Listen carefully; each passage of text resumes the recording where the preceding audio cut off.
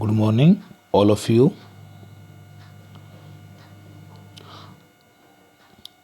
हमारे YouTube channel में आप सभी का स्वागत है।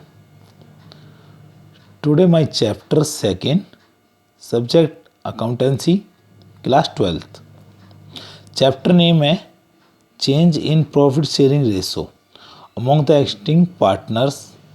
ठीक है भाई, चैप्टर का नेम क्या है? Change in profit sharing ratio among the acting partner. जब पार्टनर का प्रॉफिट शेयरिंग रेशो चेंज होता है, ठीक है, तब फर्म का रिकंस्ट्रक्शन होता है। रिकंस्ट्रक्शन मतलब रीबॉर्न होना, कि दोबारा से किसी चीज़ का जन्म होना, ठीक है, उसको दोबारा से गठन करना, गठित करना। तो रिकंस्ट्रक्शन क्यों होता है बच्चों? बताता हूँ रिकंस्ट्रक्शन क्यों होता है।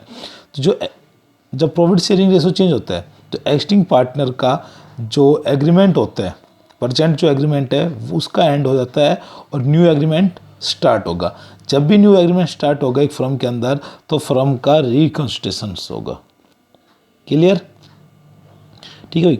अब बताते हैं कि एक फर्म के अंदर रिकंस्ट्रक्शन किस किस सिचुएशन में होता है।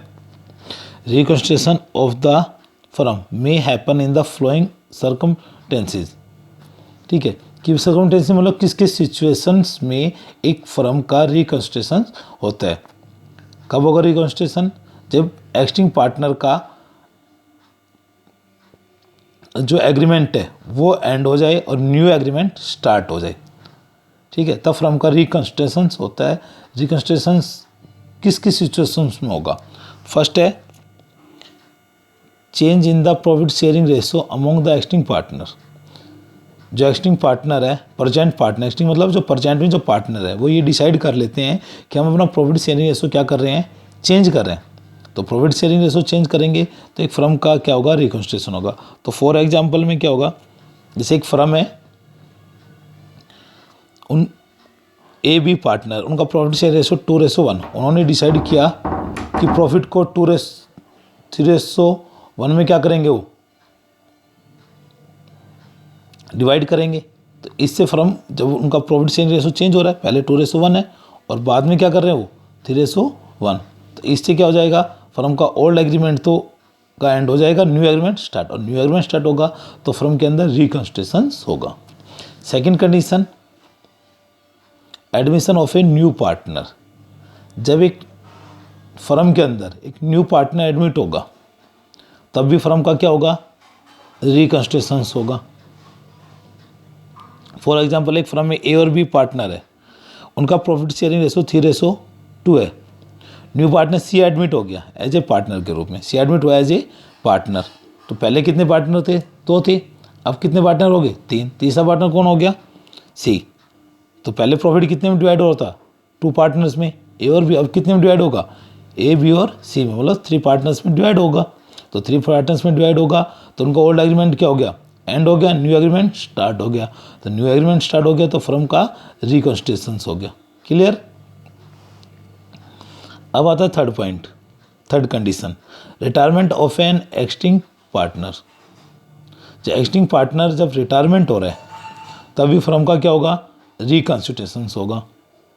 ठीक है, for example A B C partner है, प्रॉफिट शेयरिंग रेशो 3:1 है। बी रिटायर हो गया, को रिटायर हो गया, बी रिटायर हो गया। तो पहले प्रॉफिट कितने पार्टनर्स में डिवाइड हो रहा था? 3 में, ए बी और सी में। बी रिटायर हो गया तो रिमेनिंग पार्टनर कितने बच गई? 2, ए एंड सी। तो उनका प्रॉफिट शेयरिंग रेशो क्या रह गया? 3:1। तो पहले एग्रीमेंट 3 पार्टनर्स के बीच था, अब एग्रीमेंट कितने के बीच हो गया? 2 के बीच। तो फर्म का रिकंस्ट्रक्शन हो गया।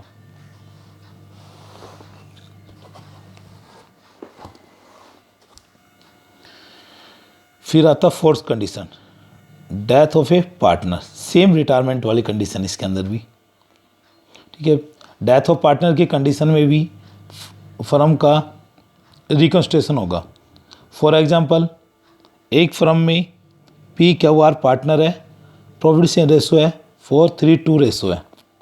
आर, बेटा सॉरी बेटा, ये आर रिटायर नहीं, R died, R died. R क्या हो गया? आर की डेथ होगी, डाइड मतलब आर की डेथ होगी। तो रिमेनिंग पार्टनर कौन कौन बच गई? पी और क्यू, और पी और क्यू ने डिसाइड किया कि फ्यूचर में जो प्रॉफिट है वो इक्वली डिवाइड करेंगे। इक्वली मतलब 1:1 में डिवाइड करेंगे इक्वली। ठीक है भाई, तो इसमें भी क्या होगा फर्म का रिकॉन्स्टिट्यूशन, ओल्ड एग्रीमेंट का एंड हो गया, न्यू एग्रीमेंट स्टार्ट हो गया।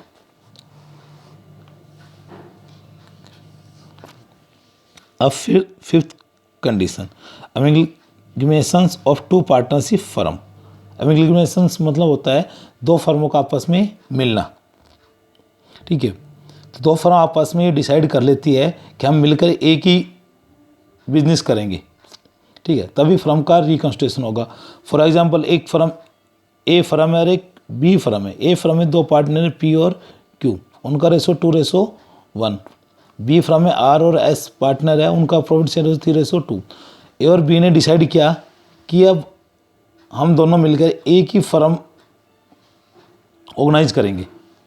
ठीक है, तो उनका एक ही फर्म होगी तो चारों पार्टनर एक हो गए, तो पी क्या हुआ आर एस, तो प्रॉफिट शेयर क्या 2:1:3:2। तो इस कंडीशन में भी क्या होगा फर्म का रिकॉन्स्टिट्यूशन होगा। क्लियर भाई? ठीक है, ये कंडीशन है बेटा। कब कब? Number 1 profit share ratio change होगा तब। नंबर 2 एक पार्टनर एडमिशन होगा तब। नंबर 3 जब पार्टनर रिटायरमेंट होगा। नंबर 4 जब पार्टनर की डेथ होगी। नंबर 5 जब कोई भी दो फर्म का एमलगमेशन हो रहा है, मतलब आपस में मर्ज हो रही है, ये भी कह सकते हैं आपस में मर्ज हो जाती है। जब टू फर्म्स आपस में मर्ज होगी तभी फर्म का रिकॉन्स्टिट्यूशन होगा। ठीक है बेटा, इस वर्ड की जगह हम मर्ज वर्ड भी यूज कर सकते हैं। क्लियर? क्या यूज कर सकते हैं? मर्ज, क्या आपस में मर्ज करना, मिलाना आपस में। अब देखो भाई कि जब प्रॉफिट शेयरिंग रेशो चेंज हो रहा है एक फर्म का, तो उसके सामने कौन कौन सी एडजस्टमेंट की रिक्वायरमेंट होगी। Adjustment required at the time of change in the profit sharing ratio. ठीक है, जब प्रॉफिट शेयरिंग रेशो चेंज होगा, ठीक है, तब कौन कौन सी एडजस्टमेंट की रिक्वायरमेंट होगी।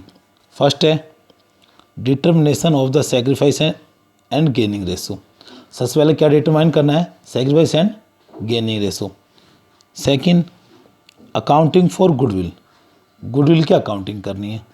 Third accounting treatment of reserve and accumulated profit. Fourth accounting for revaluation of assets and liabilities. Fifth adjustment of capital. बेटा प्रॉफिट शेयरिंग रेशो जब चेंज होगा तो एक फर्म के सामने इन 5 एडजस्टमेंट की रिक्वायरमेंट होगी। तो ये 5 एडजस्टमेंट का मतलब यहाँ है कि इस चैप्टर में ये 5 टॉपिक है। ठीक है, और फर्स्ट टॉपिक हम करेंगे determination of sacrifice and gaining ratio. बेटा आज के लिए इतना ही काफ़ी है। ठीक है, और कल हम determination of sacrifice and gaining ratio के बारे में पढ़ेंगे। फर्स्ट टॉपिक जो हमारा है determination of sacrifice and gaining ratio. ठीक है बेटा, थैंक यू। ध्यान रखना कि चैनल को लाइक एंड सब्सक्राइब करना ना भूले। Okay, again thank you.